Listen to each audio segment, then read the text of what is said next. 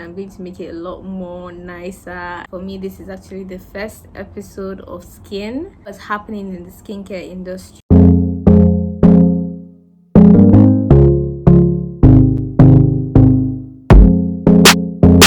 Hi my loves, and welcome back to my channel. When I say welcome, I mean welcome to the first ever episode of Skin, and by Skin I mean Skin Care Industry News. We're all skincare lovers, and I just want to use this opportunity to welcome you. It's going to be a go-to corner for all things trending and glowing in the skincare industry.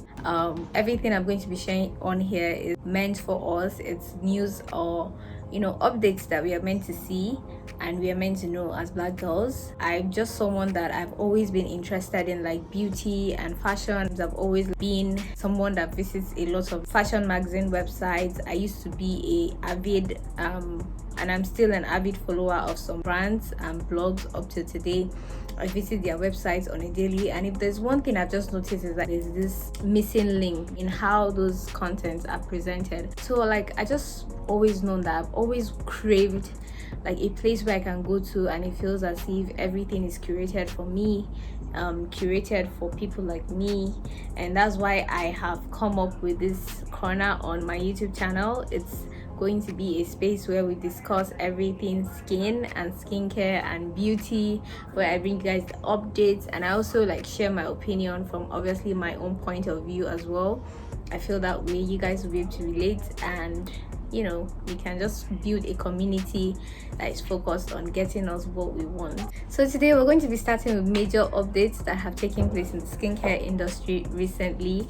When I saw this picture, I was like, oh my god, like I don't even know anything about these ladies, but I knew that it had to do with like a boss move, and I was super excited about it. I love seeing things like this, by the way. So basically, cost of doing business acquiring bread.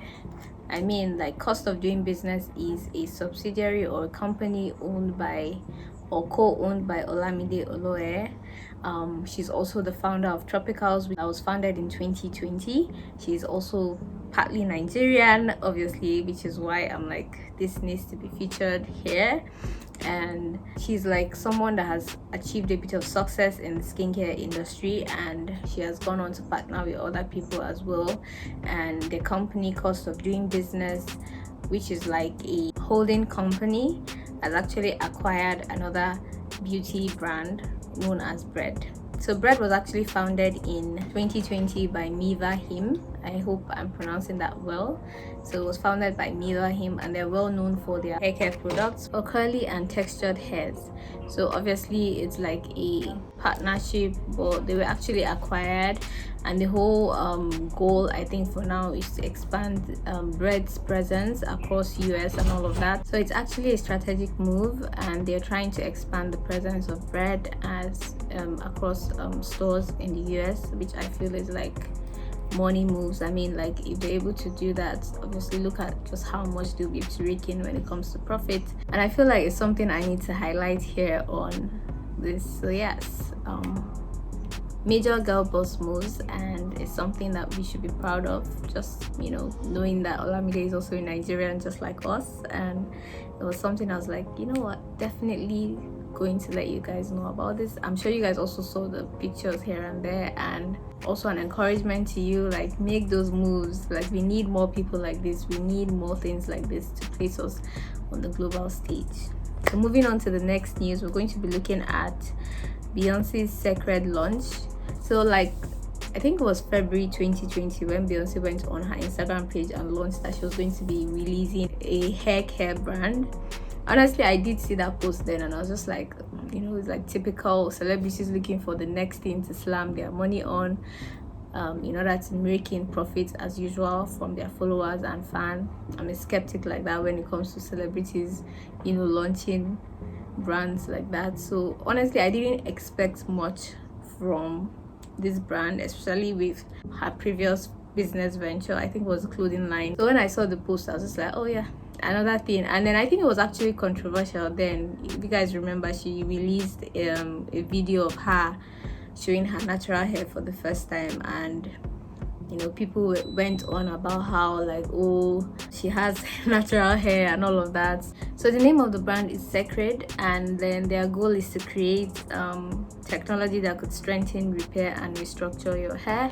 The brand was actually launched almost like 5-6 years ago, and they had been carrying out several researches and looking for ways to create a special product that they felt was going to obviously be of help to the general public, and they officially launched in February of 2024.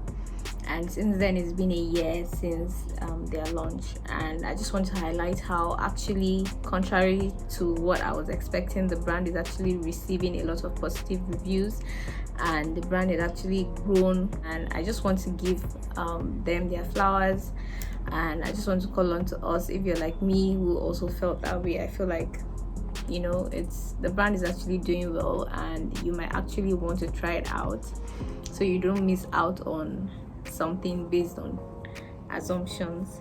Cecred actually uses fermented ingredients like prebiotics and humectants. Humectants is actually an ingredient I have been especially interested in lately. I've actually been coming across this ingredient more often recently. It's basically an ingredient that creates moisture and is used for moisturizing products. Also, something else to note is the fact that Grace Ray, who seems to be a badass businesswoman, is the founding CEO of the company.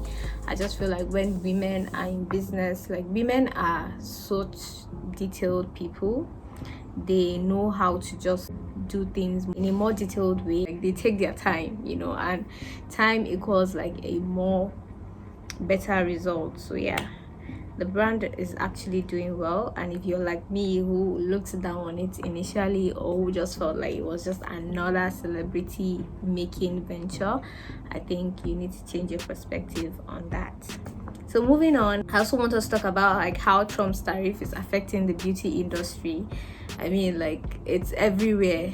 The whole tariff war between America and China right now is affecting a lot of things, majorly the luxury brand, but the beauty industry is not left out, because there are a lot of beauty brands who actually manufacture or have a supply chain with China and other Asian countries, and they're actually being hit with this whole trend that's currently going on. I want to talk about it actually because I just feel like a lot of people do not understand. Like, it's everywhere, and if you're like me, like, I've actually been seeing the whole thing on the internet, but like, I had not really settled down to understand what it was until recently, and I just want to use that opportunity to help someone out there. So basically, what is happening right now is because a lot of American companies have or manufacture most of their products in China and then import them into the US. So there's a law in the US whereby if you're importing or you're ordering something out of the country that is not up to a certain amount, I think $800, you basically don't have to pay import duties, or you don't have to pay tax tariffs, something like that, and then you don't have to report that item, so that item doesn't go through customs or go through clearing. Basically, there's a lot of leniency when it comes to how that product gets to the end user. And so what Trump is trying to do is trying to say that no matter how little the cost of a product is, once it's coming into the US, it will have to go through clearance, and tariffs would have to be paid on that particular product. So because of this, and then it's also saying that the seller or the sender of the good is also actually going to be the one to bear the price of that tariff. So basically, if the sender or the seller is bearing the price of that tariff, what that means is that the price of the product will actually have to go up, especially if, or like as of today, the tariffs are like 145%. So basically, you're going to be paying tax much more higher than the value of the actual product it is that you are trying to import. So basically, the result of that is that the prices of those items are going to go up, because why people in the US order things from China or order all these basic items is because of how cheap it is and how fast it is for them to order those stuffs and it gets to them. So basically, what's going to happen now is that the prices of those items are going to increase, and then obviously the cost of doing business is going to increase as well. So let's talk about how it's going to affect both the consumer and the supplier or the companies that are selling this item. So for the consumer, it just means that they would have to start looking for alternatives. So brands within the US or brands that manufacture within the US or have their supply chain from other countries other than China would be cheaper now, and then this is just basically their time to shine. So long as they are affordable and the consumer is willing to go with them. So other brands or locally manufactured items will basically start to do well, and the local business will basically start to get the attention that they have been losing obviously to these Chinese brands. And for the Chinese companies on the other side, because of how costly it is for them to do business with customers in the US, they would have to look for new ways to diversify their markets by focusing on other countries other than the US. So yeah, that is all for how Trump's tariff or trade war is basically affecting the beauty industry. So other than major updates, I also want to be able to share some ingredients with you guys. I want to be able to just intimate you guys on some of the ingredients we use on a daily basis.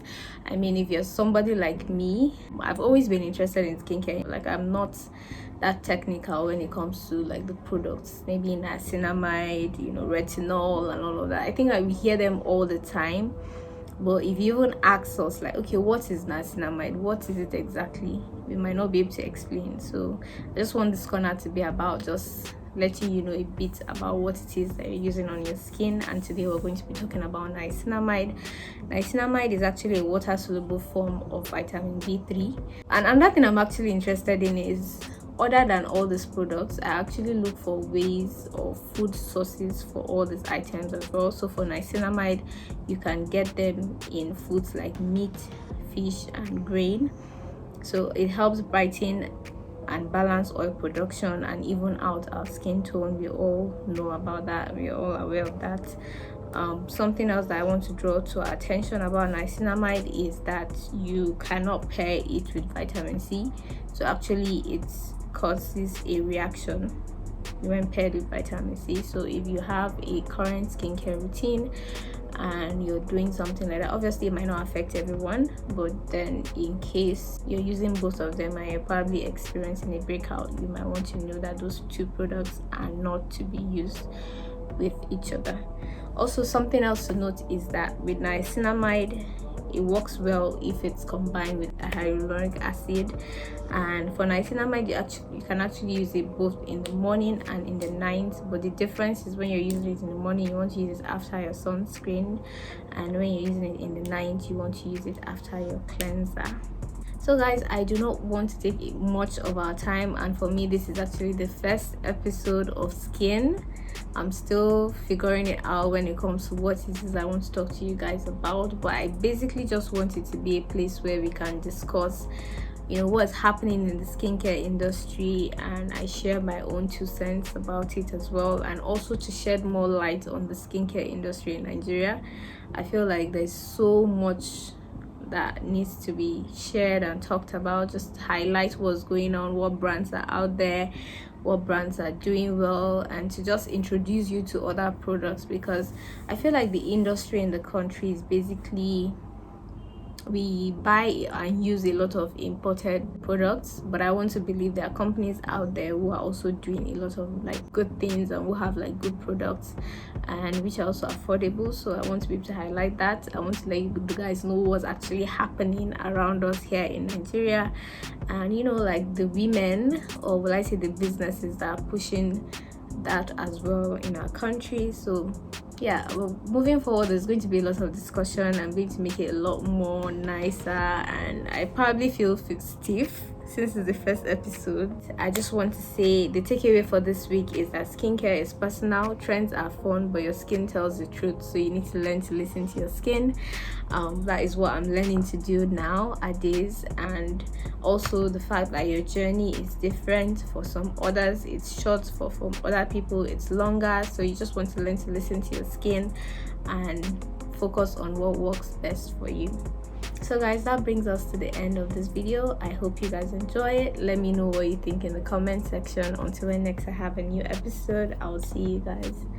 Bye.